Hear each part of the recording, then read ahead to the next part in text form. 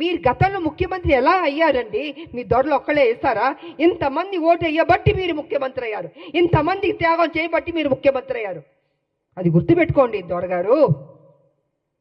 నింద వేయడం కాదు రాములమ్మ మీద, మీలా పిరికి బందని నేను మాత్రం కాదు. గచ్చున్న మహిళని, త్యాగం చేసిన మహిళని, నా ఆస్తులు అమ్మి పెట్టాను తెలంగాణకి.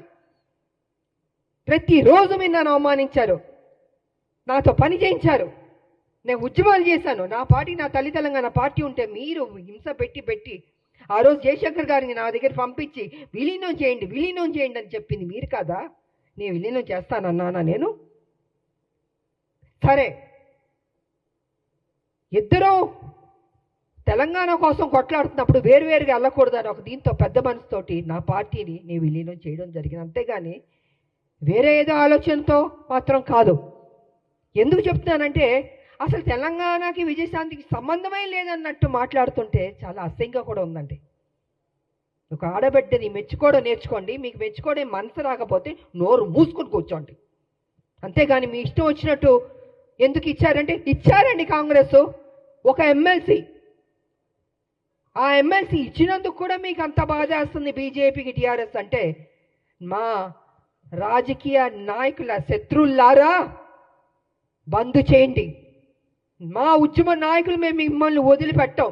మీరు చేసే మోసాల్ని తెలంగాణలో ఏ రకంగా మళ్ళీ మీరు ఎంటర్ అవ్వాలనుకుంటున్నారో ఇంకో విషయం కూడా నేను చెప్పదలుచుకున్నారు.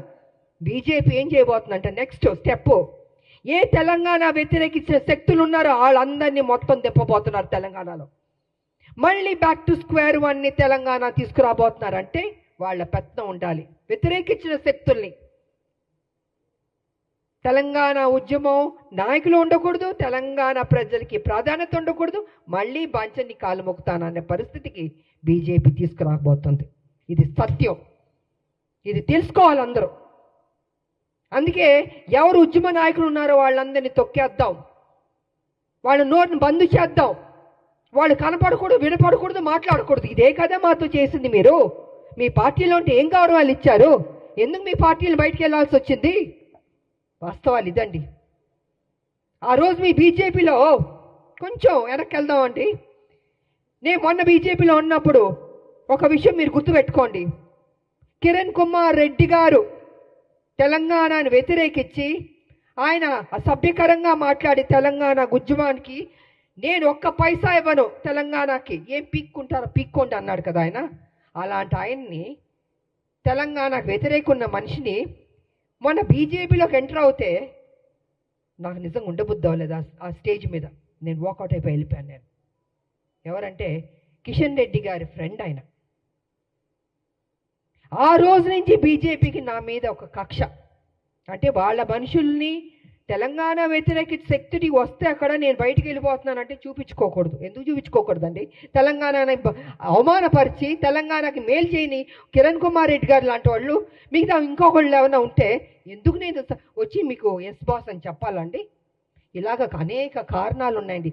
ఈ అనేక కారణాల వల్లే ఈరోజు విజయశాంతి మీద, రాములమ్మ మీద ఒక ఎమ్మెల్సీ ఇస్తే అయ్యో ఎందుకు ఇచ్చారు, ఎలా ఇచ్చారంటే పేపర్ వచ్చి ఇచ్చారండి. ఎలా ఇస్తారండి? సోనియా గాంధీ గారు ఇచ్చారు, అద్దంకి దయాకర్ గారికి ఇచ్చారు, నాకు ఇచ్చారు, శంకర్ నాయకర్ గారికి ఇచ్చారు. సో వాట్ అండి? కష్టపడ్డా అనుకుంటాం, కష్టపడ్డాం, ఆస్తులు అమ్మాం, తెలంగాణను కాపాడాం. ప్రతి నిమిషం కాపలా కుక్కలా మేము కాపాడుతామండి. కానీ మీరేం చేస్తున్నారు? 10 సంవత్సరాలు మీరు అధికారంలో ఉండి కేసీఆర్ గారు దోచుకోలేదా తెలంగాణ మొత్తం సొమ్ముని? ఇవాళ మీరు దోచుకోబట్టే కదా ఈ పరిస్థితి వచ్చింది. అది విడిచిపెట్టి కాంగ్రెస్ మీద నిందలేయడం, ఆయన చేసిన తప్పులు చెప్పడు, 7 లక్షల కోట్లు ఎలా తిన్నాడో అని ఖర్చు అయిందో చెప్పడు, ఎలా అప్పయింది చెప్పండి. నేను కూడా నా పార్టీ నేను అడుగుతున్నాను, సీరియస్గా తీసుకోవాలి సార్. మనం విడిచిపెట్టకూడదు. దీన్ని ఎంత దూరం వరకు తీసుకెళ్ళా? 7 లక్షల కోట్ల అప్పు ఎలాగైంది చెప్పమనండి. దాటవేయడం కాదు, నా మనిషిని మాత్రం విడిచిపెట్టకూడదు. నువ్వు ఉద్యమాలని చెప్పి నీకు చేతిలో తెలంగాణ పెడితే నువ్వేం చేస్తావు? 7 లక్షల 1 మినిట్ సార్, 7 లక్షల కోట్లు అప్పులు చేస్తామండి. మిగులు బడ్జెట్ నుండి అప్పులు రాష్ట్రంగా ఎందుకు వెళ్ళింది? ఎక్కడెక్కడి నుండి అప్పులు తింటాం? కాళేశ్వరం దగ్గర నుంచి, ల్యాండ్ల దగ్గర నుంచి. నేను పిల్లు కూడా వేసాను, కొన్ని ల్యాండ్లు అమ్మేస్తుంటే పిల్లు వేసానండి నేను. ఇలా ఎన్నో జరిగినాయండి. అందుకే వాళ్ళు చెప్తున్నాను నేను, కేసీఆర్ వాస్తవాలు నువ్వు మాట్లాడాలి, సమయం దగ్గర పడింది. నువ్వు చేసిన తప్పులు చెప్పాల్సిందని మేము విడిచిపెట్టాం. డెఫినెట్గా విడిచిపెట్టామండి. మా రాష్ట్రం మేము కష్టపడి తెచ్చుకున్న రాష్ట్రం, నా ప్రజలు బాగుండాలని కోరుకునే వాళ్ళం మేము. ఉద్యమకారులకు మాకు నిత్యం మా ప్రజలు బాగుండాలి, మేలు జరగాలని ఆలోచిస్తూనే ఉంటాం మేము. ఇంతకు మించి మాకు అయ్యా ఉండదండి. కాబట్టి నా పార్టీని రిక్వెస్ట్ చేసేది ఏంటంటే విడిచిపెట్టకూడదు సార్. మనం ఎట్టి పరిస్థితుల్లో కేసీఆర్ చేసిన అప్పును మొత్తం ఒక్కొక్కటిగా బయట పెట్టాలి.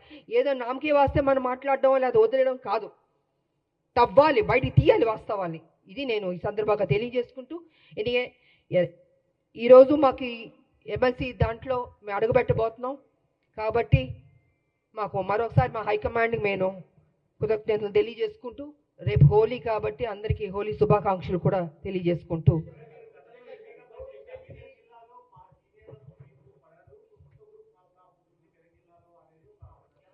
నేను చెప్పనండి. కేసీఆర్ గారు అక్కడ వాళ్ళ ఎంపీలు ఉన్నారు, వాళ్ళ ఎమ్మెల్యేలు కూడా కొంతమంది ఉన్నారు కదండి. ఇలాగే ప్రెస్లో చెప్పించే వాస్తవాల్ని కప్పిపుచ్చి అవాస్తవాల్ని ముందుకు తీసుకొస్తున్నాడండి కేసీఆర్. నాకు అక్కడ ఉన్న వాళ్ళకి ఎవరు పడలేదని మీకు ఎవరు చెప్పారు? మేము చెప్పానా? లేదా అక్కడున్న మా కాంగ్రెస్ వాళ్ళు ఏమన్నా చెప్పారా? ఎవరు చెప్పలే కదండి. ఇప్పుడు ఎమ్మెల్సీ ఇచ్చినందుకు కూడా ఏంటి అని ఆయన కదా స్ప్రెడ్ చేస్తున్నాడు, ఆయన కదా ఈ రకంగా మాట్లాడుతున్నాడని మీకు తెలీదా అండి? మీ మీడియా సోదరులకు తెలీదా? నేనేం పని చేశానని 1998 నుంచి నేను పనిచేసింది తెలీదా? 28 ఏళ్ళు ఎలాగా పనిచేశానండి? పార్లమెంట్లో కొట్లాడని తెలీదా? ప్రజలకు తెలీదా? మనం ఇప్పుడు నా నోరు మీరు మూయొచ్చు, మీ నోరు నేను మూయొచ్చు, కానీ ప్రజలు చూస్తున్నారు కదా. ప్రజలకు తెలీదా రామలమ్మ ఏ రకంగా కష్టపడిందని? వాట్ ఈస్ దిస్ అండి?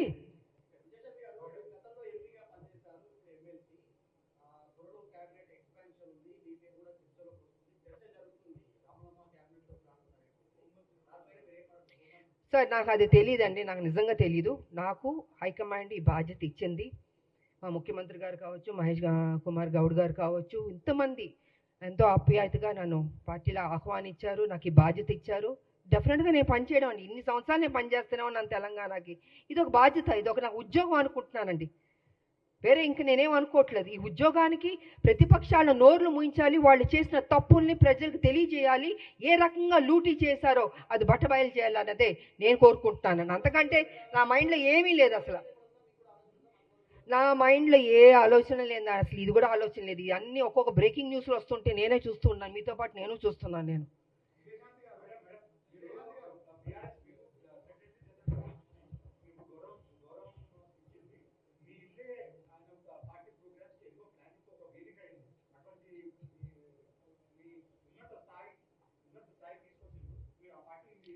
అదే సార్, మళ్ళీ మీరు అదే అంటున్నారండి. నేను ఇంతసేపు వాస్తవం చెప్పాను, నేను వదిలి రాలేదండి. కాంగ్రెస్ తెలంగాణ ఇస్తున్నామని చెప్పగానే అదే రోజు రాత్రి 12ంటికి నన్ను సస్పెండ్ చేశాడు. కారణమే లేదు. ఆయన అడగండి ఎందుకు చేశారు మీరు? రాములమ్మని కష్టపడింది కదా, బై ఎలక్షన్స్ కష్టపడింది, కొట్లాడింది. నీ పార్టీ డౌన్ అయిపోతుంటే మరి 2009 ముందు తీసుకుని చేర్చుకున్నావు కదా రాములమ్మని. నా సొంత పార్టీ ఉంది అప్పటికి. పార్లమెంట్లో నువ్వు లేవు కదా, పారిపోయావు కదా హౌస్ నుంచి. మరి నేను కదండి ఉన్నాను చివరిదాకా బిల్లు పాస్ అయ్యే వరకు. మరి మాట్లాడండి మీరు మీడియా సోదరులు. నన్ను ప్రతిదీ అడుగుతుంటే నేనేం చెప్పనండి. మీకు వాస్తవం తెలుసని నాకు తెలుసు. So please try to ask him అండి. 10వ చెల్లెలు కడుపులో పెట్టుకుంటాను, నెత్తి మీద పెట్టుకుంటాను, తీసి కాళ్ళలో పడేశాడు.